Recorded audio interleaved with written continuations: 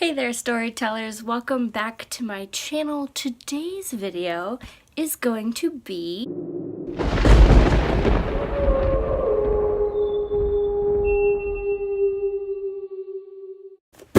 an Owlcrate unboxing. So, some of you may already know, and some of you may have been able to guess, that the theme for September's Owlcrate is Masters of Disguise, hence my little masquerade mask.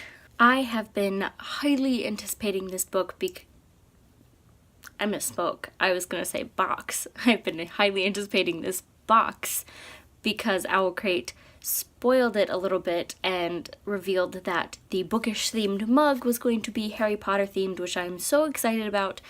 But I also didn't misspeak a little bit just because I think I know what book is going to be in here, and it is a book that is on my to-be-read list already. I wanted to have my own copy of it, so if it's what I think it is, I'm going to be very happy. So, without further ado, let's get up in here. And I did already break the seal just to make it a little bit easier. And as always, I will let you have the first little sneak peek.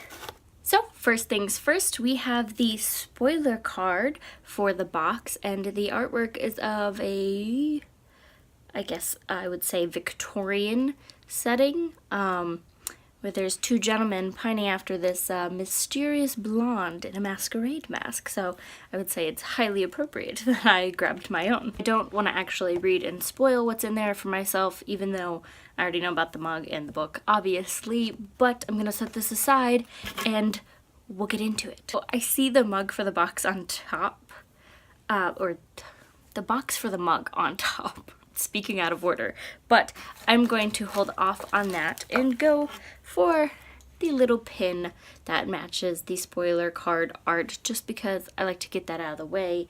I do like this design a lot, though I like it better in the full size. She looks less weirdly purple than she does in the pin, which I don't love.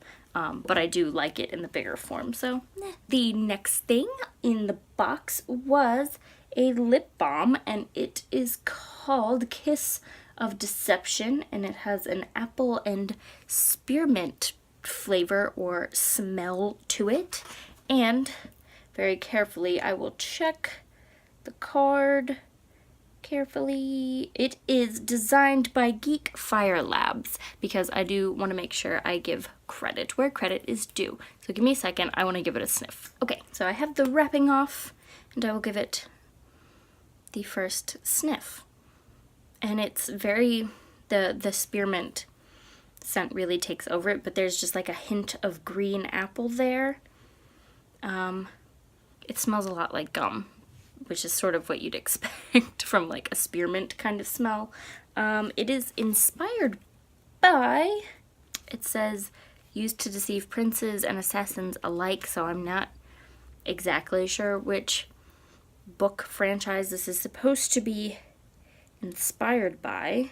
Either way, it's a really nice scent, and I will definitely get used out of it. My lips are always chapped, so I'm always looking for lip balms. The next item I grabbed actually looks like possibly a piece of promo and not one of the items for the box, just because it very specifically mentions the Grim Lovelies, which I have heard that title before, but I don't know too much about it. One second. Yes, it's definitely a piece of promo, because it says you can pre-order before October 2nd to receive a tote bag and enter the sweepstakes for the Grim Lovelies. And it says this was a higher level magic reserved for those who were born magical, like the royals and the goblins, or who were made magical through unendurable pain, like the witches.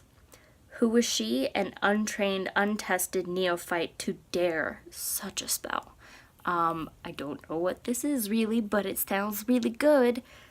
I want to say, oh, I'm a little familiar with it. I'm trying to remember. I want to say, they're animals that are made human through magic, and they want to keep their humanity, I think. Don't quote me on that. I'm not sure. But I got a little piece of merch promo, and it says Tricks and Whispers, and it's just a really pretty gold nail polish, and I might use that because I like the color.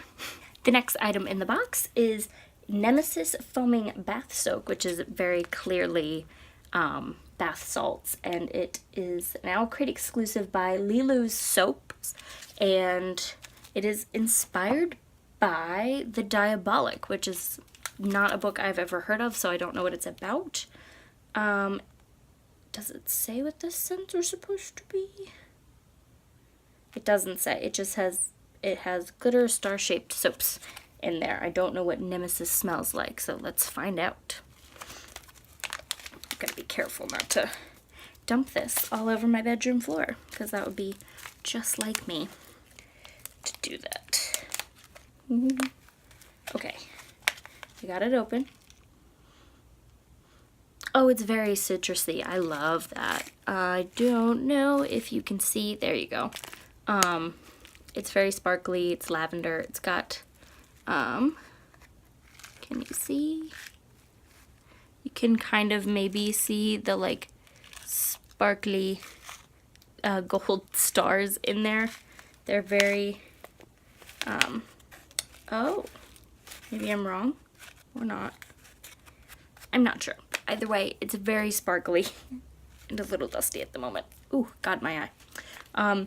But it's a very citrusy, almost like a candy citrus kind of scent, the way like an orange candy would smell, or like an orange creamsicle kind of smell, which is both sweet and kind of fruity and tart. So it's definitely something I'm going to try. I think I'll enjoy it just because I really love citrus scented bath products, but I don't know if the sweetness will become overpowering once it actually gets hot in the bath water. I am so excited to see the mug, but I'm going to hold off and go to the next item, which is an Owlcrate exclusive pair of gloves. These fingerless gloves appear to be inspired by the Six of Crows duology. I'm gonna check that in just a second. But they're a nice quality. They feel like they're probably thick enough to keep your hands warm, but not so thick that they're uncomfortable. And I don't know what I'd call this color. Black, charcoal gray. It also feels like it has hints of navy in there. Either way, it's a very nice sort of neutral design. It's got the little Owlcrate logo and then the Six of Crows insignia on there.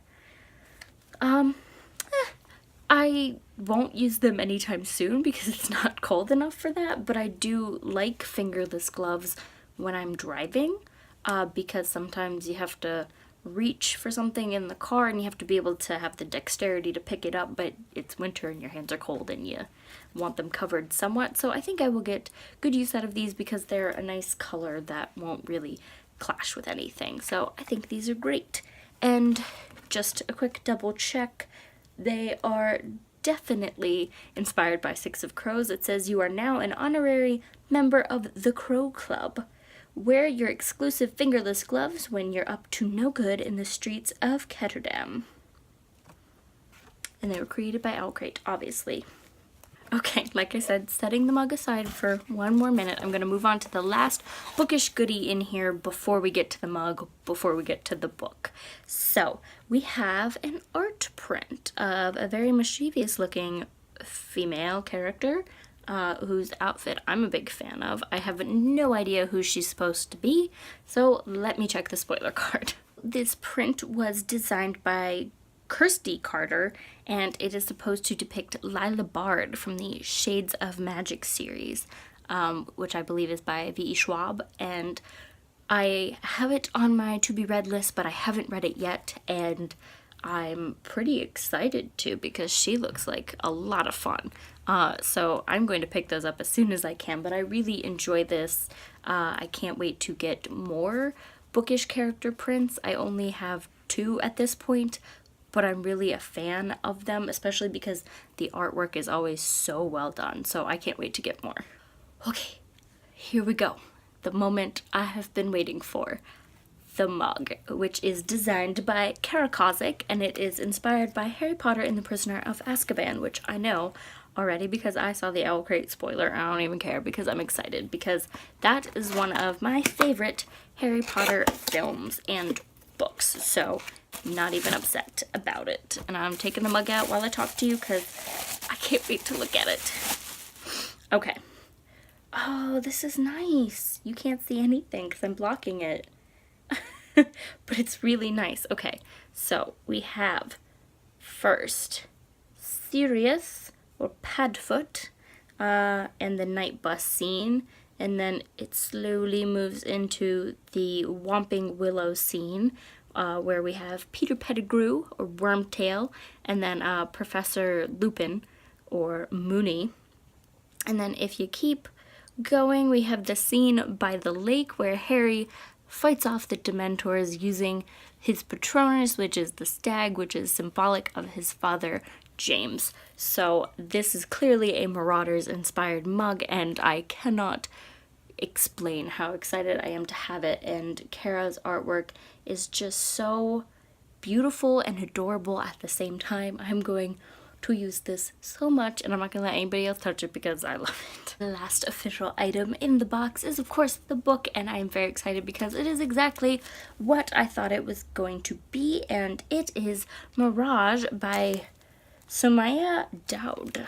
And I think that's how you pronounce her name. If it's not, I'm sorry. As always, this is an Owlcrate exclusive cover. I have seen the original cover, and it's, instead of black and gray, it is a royal purple and lavender and gold, and I have to say I liked the original cover, but I love this one more. It just gives me that sense of disguises and mischief and magic and otherworldliness that the book promises. And it is of course, as always, a signed edition as well, which I love that so many of my books are now signed copies, because that's just something book nerds geek out over, is having signed copies of books that they really love. Mirage follows the story of a girl named Mani who dreams of a time before her world was conquered and before the regime, and she dreams of poetry and adventure, but one day adventure comes knocking and it's not exactly the adventure she wanted. Because Amani looks very much like the princess Maram, she is taken to the castle to stand in as the princess's body double in public because the princess is hated by her conquered people. Even though she's a even though she's a prisoner, Amani falls in love with the palace and starts to form a connection with the princess's fiance, and she doesn't necessarily hate her time there as much as she might have otherwise if she were just a prisoner. But of course, her job is full of danger because the people hate the princess, so she has to stand in ready to die in the princess's stead should the need arise. That's really all the book jacket says about the story. That's all I really know about the story. I just know that it seemed magical and fantastic, and I loved the idea of someone standing in for the princess and sort of living the royal life, but not being a royal. And I want to know how it's going to affect the princess, how it's going to affect Amani, how it's going to affect other people, like the princess's fiance, when they find out, if they find out. And I just want to know where it goes. It seems like it could be a little bit dark, a little bit mysterious, and a whole lot of fun. The book did come with a letter from the author, and I do want to read it to you because I already gave it a quick once-over and I think it's really cool, so I want to share it. It says, "Dear Owlcrate reader, Mirage is my debut novel, but not the first book I've written. It is, however, the book I've always wanted to write. Set on a distant planet in a galaxy far away and filled with glittering quartz, romance, and danger. It is also led by a character I did not expect, a poet. In Arabic, a poet is called Shahir? I don't think I pronounced that right. One who knows. And that poetic knowledge comes from a space which straddles inspiration and the divine, lending them knowledge that goes beyond what mere mortals know how to expect. As you read Mirage, I hope you find the characters and their words as inspiring as I did, and that their journey leads you somewhere divine. And so I am even more excited to read this book. I have been re-entering my sort of love of fantasy, so I think I'm really going to be picking this up at the right time. Lastly, we just have the little pamphlet and the spoiler card for next month, and so we'll start with the pamphlet, which as always has the art again, and it has an interview with the author, and here you can see the difference in the two covers. Maybe, I'm not sure how well it's showing up on camera, but this is the royal purple one and this is the Owlcrate black one. There is also the Just for Fun page where it gives suggestions of books to read if you enjoy reading Mirage. I already own Children of Blood and Bone, so that's on my TBR list. And actually The Diabolic and The City of Brass are also on my TBR list. So I anticipate enjoying all of them since I've already shown an interest in them. And next, there is an interview with Lilu Soaps, who created the bath salts. And we have the September photo challenge and information about the next Owl Babble. And then lastly, more spoiler information for the October box. So, the theme for October's box is Lost in the Bookstore, and the spoiler card reveals that one of the items will be a pair of socks from Out of Print, and the pamphlet reveals that there will not be one, but two brand new exclusive hardcover books, and both will be signed by the authors. It says both books are very different in genre, but both are absolutely incredible reads, and that the items in next month's box are going to set you up for reading adventures. So that is it. I think I'm going to enjoy next month's box. I'm not gonna lie, I kind of wish they were flip-flopped, just because Masters of Disguise seems a little bit more fitting with October and Halloween than Lost in the Bookstore, but I will not be mad either way because I love Owlcrate and I certainly love getting 2 books for the price of 1, so along with all the other goodies. So that being said, that's it for me. You have seen everything in the September Owlcrate box. Let me know down below what your favorite item was. Mine is by far the mug and also the book, obviously. With the exclusive cover, it's just gorgeous. So that is it. I will catch you guys later. Don't forget, if you want to keep up with me and all my bookish adventures, you can go ahead and subscribe and ring the little bell so that you don't miss a beat. I will see you next time. Bye!